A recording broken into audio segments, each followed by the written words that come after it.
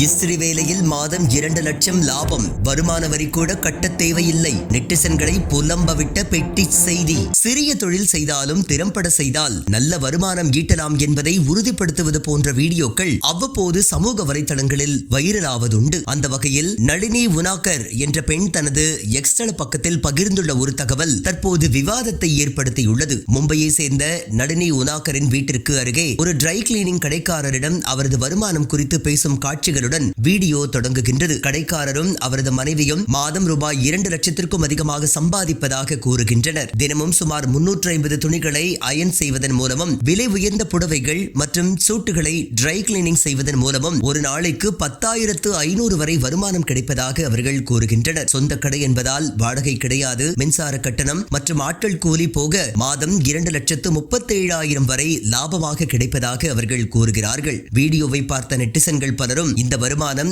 ID நிறுவன ஊழியர்களின் சம்பளத்தை விட அதிகமாக இருக்கிறது என்று பதிவிட்டனர். அதே நேரம் சிலர் இதுபோன்று வருமானம் ஈட்டுபவர்கள் முறையான வருமான வரி செலுத்துவதில்லை என்று பதிவிட்டுள்ளனர். இவ்வாறு பயனர்கள் பலரும் தங்களது கருத்துக்களை பதிவிட்ட நிலையில் நளினி உனாக்கரின் இந்த வீடியோ இணையதளத்தில் விவாத பொருளாக மாறியுள்ளது.